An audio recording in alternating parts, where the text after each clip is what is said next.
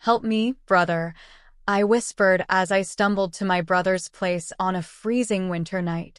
My clothes were tattered, and I cradled a baby in my arms. My brother's face went pale at the sight of me, frail, disheveled, clad only in a ragged shirt and barefoot. "What on earth happened?" he exclaimed, quickly ushering me inside and warming up the room. The baby, wrapped snugly in my jacket, slept soundly but couldn't stop shivering. "Who did this to you, my precious little sister?" my brother muttered through clenched teeth. "Emma, it's going to be okay now." Upon hearing his gentle voice, a wave of relief washed over me, and it felt as if all my strength had drained away. "My name is Laylee. I'm a 27-year-old homemaker with a young son. I used to be a nurse, but I left my job when Max, the son of the hospital director where I worked, proposed to me. I was drawn to Max's kindness and his efficient work style.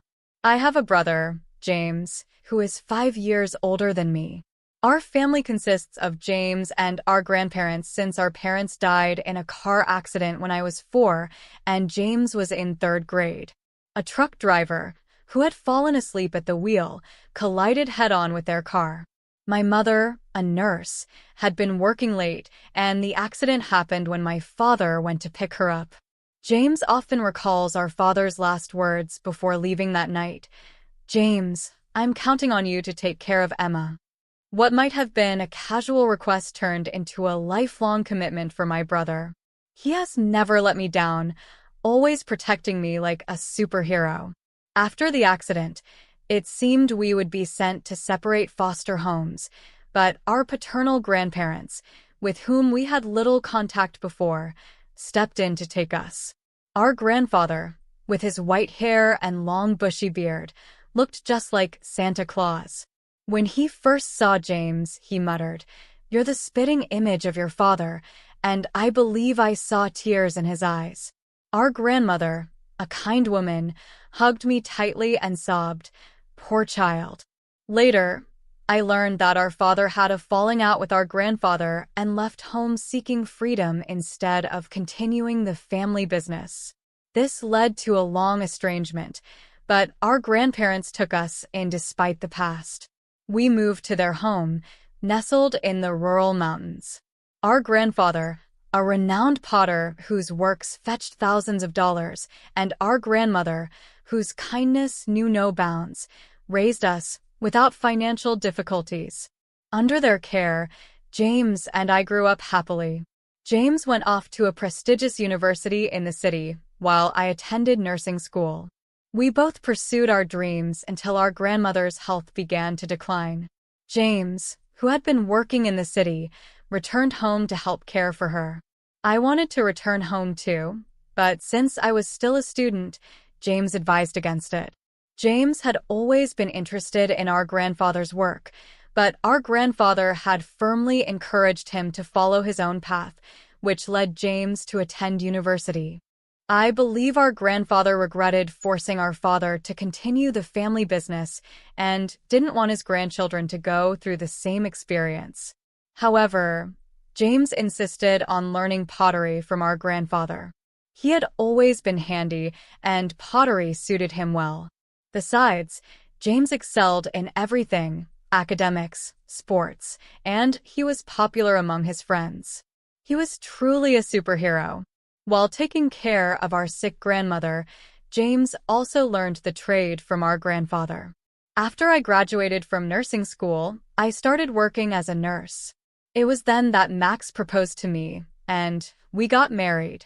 Our wedding was grand, and the joyous smiles of James and our grandfather are what I remember most. James brought pictures of our parents to the wedding. "We all just want you to be happy, Emma, including our late mom and dad," he said, shedding tears openly.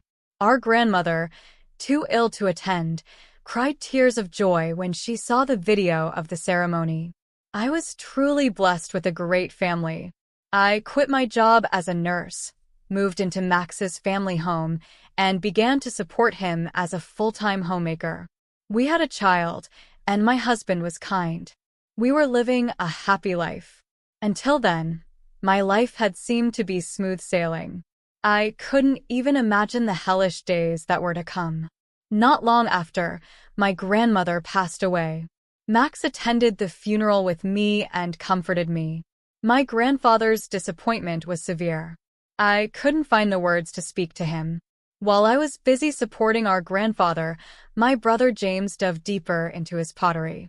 Half a year had passed when I found myself fleeing to James's place in the middle of a freezing winter night, wearing nothing but ragged clothes and holding a baby in my arms. As James beheld my drastically changed appearance, he was rendered speechless. I stood there, so thin and weak, clad only in a tattered shirt, barefoot. "What on earth happened?" he finally managed to say, ushering me inside and warming up the room. The baby, wrapped in my coat, slept soundly, but I couldn't shake off the shivers that racked my body. "Who did this to my dear sister?"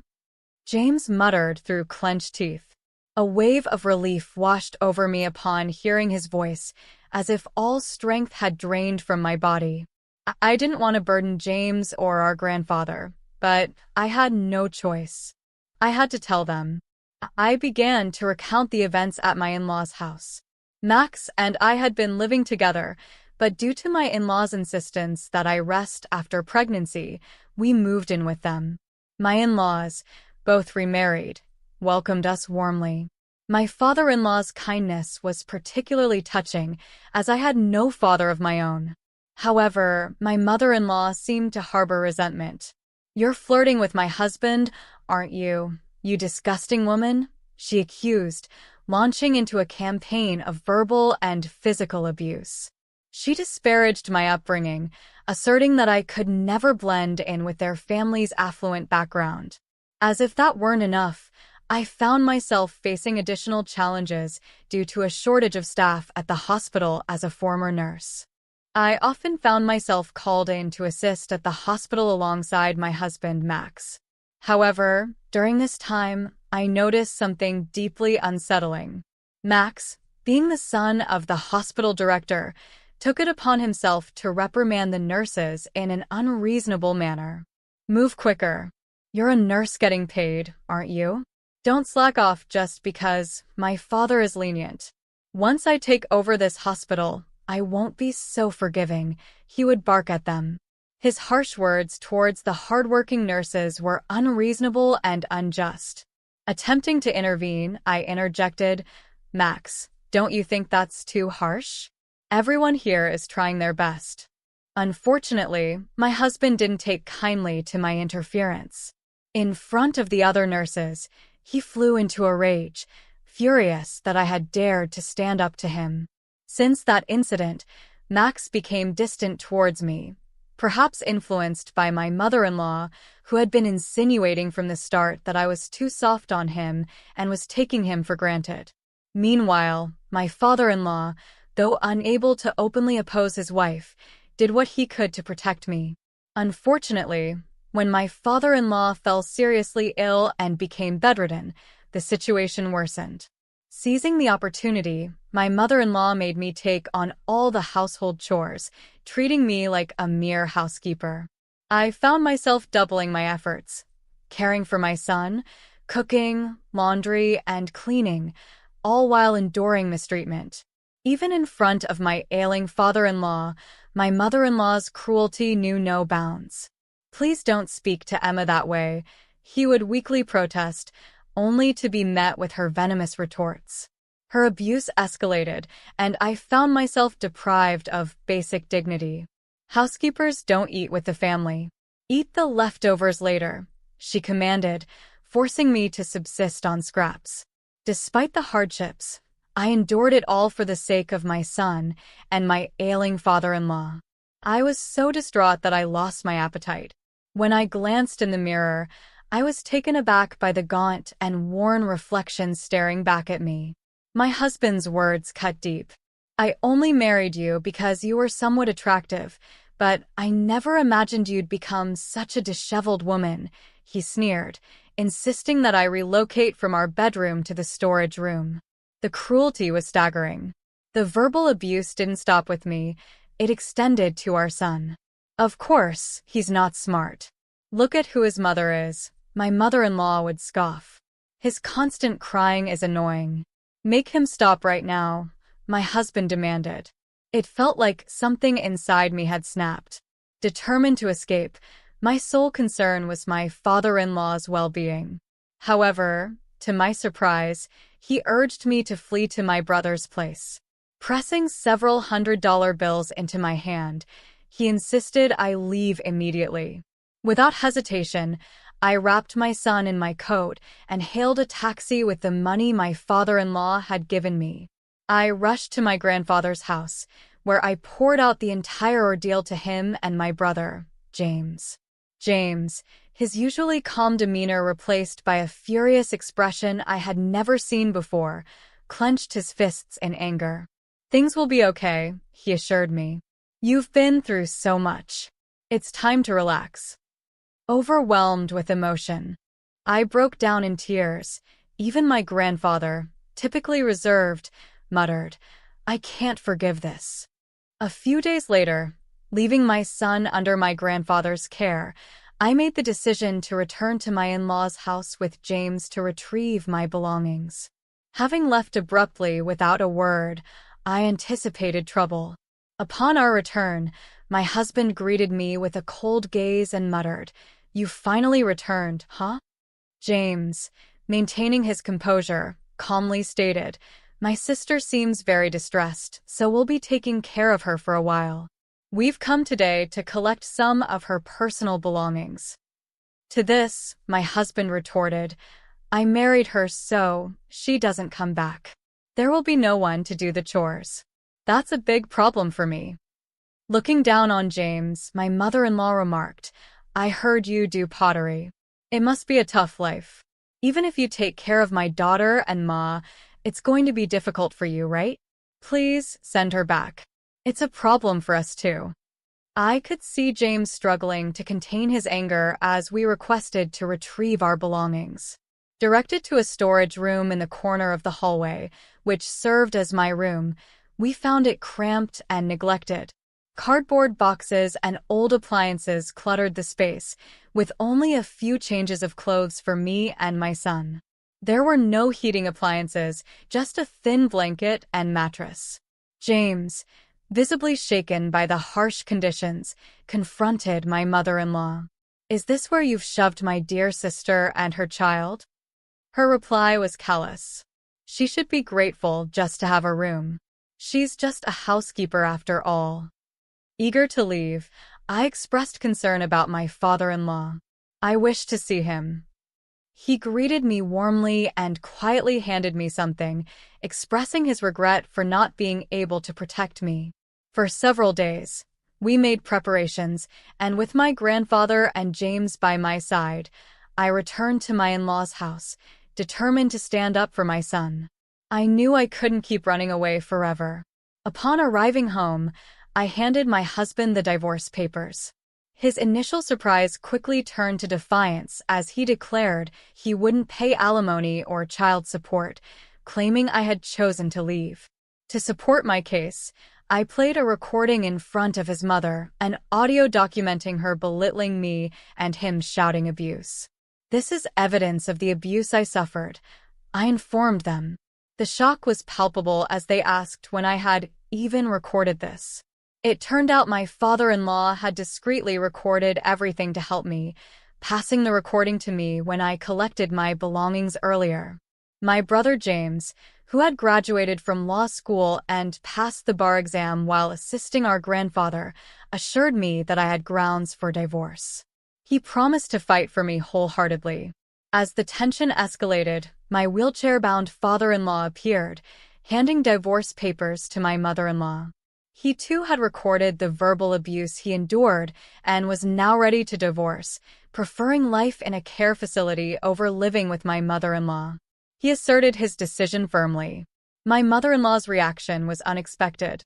She laughed and declared her willingness to divorce as well, eager to return to her luxurious life. However, the situation took a dramatic turn when my grandfather made a call, announcing his termination of any contracts with a family like ours. It emerged that the major department store run by my mother-in-law's brother was on the brink of bankruptcy. He had been negotiating to exhibit and sell my grandfather's famous pottery, and the deal was close to finalization. However, a call from her brother severing ties with her left my mother-in-law stunned. Realizing the gravity of her situation, she began to plead for forgiveness, admitting her wrongdoing. "I have nowhere else to go. Please let me stay here, Emma. I'm sorry. Please forgive me," my mother-in-law pleaded tearfully. But forgiveness seemed out of reach for us. We all coldly stared at her, unmoved by her tears. Yet amidst the tension, my husband seemed oblivious to the gravity of the situation. "I'm set to inherit this hospital. If you want a divorce, I'll pay alimony and child support. I'll marry someone younger and prettier than you," he said to me, his words laced with arrogance.